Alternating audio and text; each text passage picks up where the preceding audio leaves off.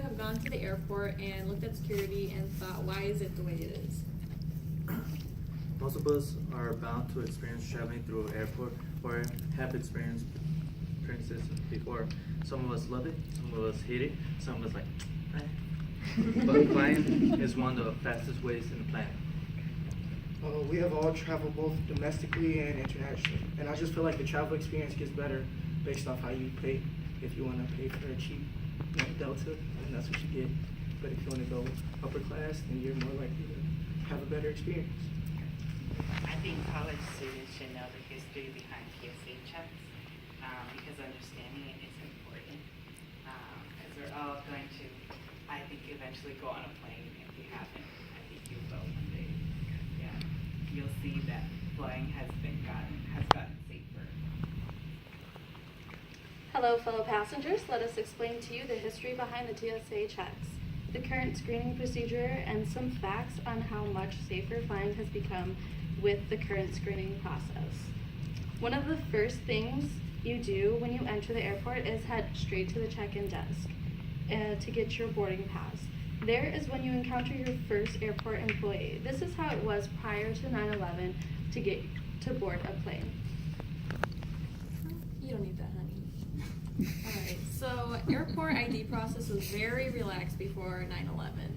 So before, IDs were not really required because people were like, you know, you don't need anything to go to a different country. You're boarding there, you know what you're gonna do when you go there. So, you know, it was very relaxed. No passports were needed. So according to the Matador network, no passports were needed for US and Canada transportation or connections because to go to US and Canada is very close. There's not really suspicious activities that could happen going that close. So yeah, there wouldn't be like any terrorist activity or anything like that because it is, you know, such a short distance. And the way that people looked also didn't really matter too. So suspicious activities weren't really a big deal before 9/11.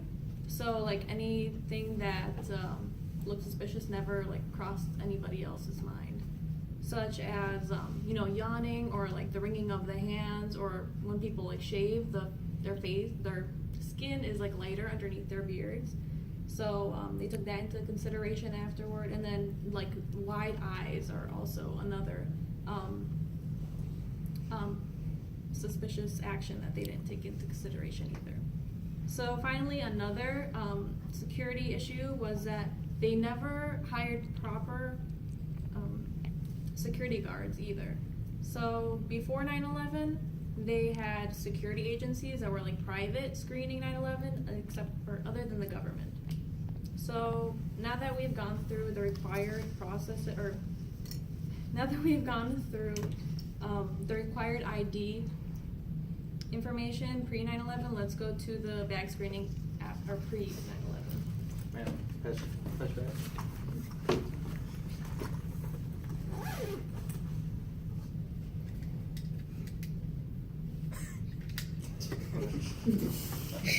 Y'all see? Okay.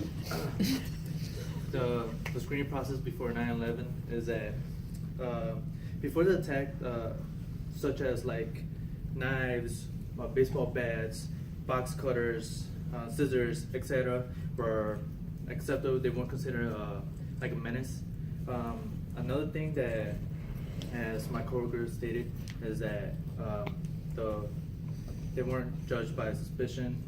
How they look, how they dress, is something that people want to take consideration. So bringing like a box cutter or a knife, it was totally acceptable. Around before 9/11, the tech that they used, they basically didn't use it, because whatever they brought, and basically went straight to the airplane, where it wasn't like checked or anything. And based on, like, you know how people nowadays, like, they check for specific items, since they didn't have tech, that they rarely did any pat downs because they didn't think they had to. After the tragedy of September 11, the way that we traveled on airplanes became stricter rules were enforced by traveling passengers, starting when identification needed to even get through the gates of security. Alright, so this is post 9/11. Directly after 9/11, you saw a huge increase. A lot of flights got shut down actually just because they were so concerned they didn't know how they were going to handle it. But now you see your ID must be present. Photo ID, it can be less than a year if expired. If it is, you are not allowed to board. Nowadays, passports, they must be scanned.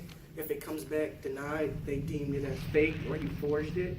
So you are not allowed to board and you're stuck in whatever country you're at. People's appearance has also caused a lot of concern.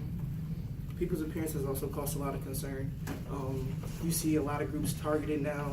You might be walking past and you see a certain group of people getting pat down excessively or their bags being checked more thoroughly, just in case that targeted group has some type of any type of explosive or anything that can harm anybody.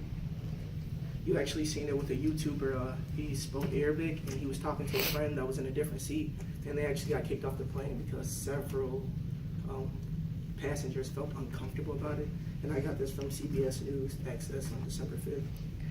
You now need a passport to travel to Canada and Mexico. These neighboring countries are direct imports and exports with us, and they've never been a problem before, but following 9/11, their rules are different from ours, so they allow people to come in more leniently, so we have to hold them accountable as well. Now that we discussed procedures and how it's been changed since post 9/11, we're going to go to TSA scanning. Okay, y'all. Okay. So today, nowadays, we have TSA PreCheck. According to TSA.gov, accessed on December 2nd, 2017, 93% of TSA PreCheck passengers waited less than 5 minutes. It is $85 for 5 years though. So if you're a regular passenger though, you had to go through the normal section. So you didn't pay $85, so I'm gonna have to check. I found weed. This is going in the Bob Felicia bag. I found cocaine, Bob Felicia, Xanax. Boy, you. Okay. You can take your backpack, but these will stay with me. Okay. Regular procedure is people are scanned prior to coming in. It's called the Secure Flight Program. It identifies unknown terrorists, people on a no-fly list, and they make sure that high-risk individuals are patted down more than usual, than like normal-looking individuals, according to Trip Savvy.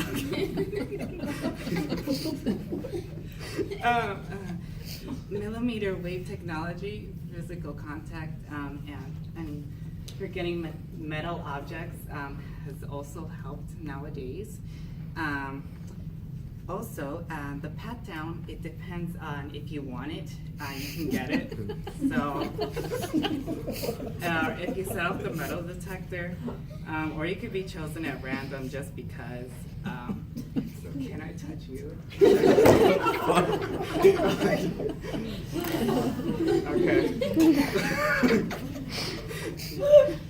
Well, anyways, I need to go back to my stripping job where I actually got money. So, is this making us any safe? Izzy is. Actually, slay on St. Knowles. All the regulation is making a difference. For one, identification process is more stricter. Forged and false passports and IDs are able to be detected because sometimes you need to have your passport scanned when coming back in certain situations. This is able, and if your passport is not detected, it shows that it is a false boarding ticket and you will be detained and flagged for future flights. So it does make that aspect safer through identification. Also, by using other technology, assisting the TSA are the article are body scans and stronger metal detectors. Stephen Jones reported in an article terrorist on Manchester was caught with a pen bomb. Accessed on December 3rd, 2017. A man of the age of 43 tried to get onto a plane, but he was stopped because he was detected to actually have a pen that was a bomb, and so they were able to catch that. And so the TSA.gov reported that statistics 2,653 firearms were discovered in carry-ons, and because of the programming for training of the TSA agents, they were able to prevent terrorists, drug trafficking, and human trafficking because of the programs that they are supposed to be in. So congratulations, everybody. Now you have been educated on TSA regulations and are ready to safely travel your desired locations. Let us leave you off with these friendly reminders before taking off. So today we talked about the pre-9/11 ID processing, that no passports were needed. It was very relaxed, and the way that people looked didn't matter, and that security was a lot more relaxed.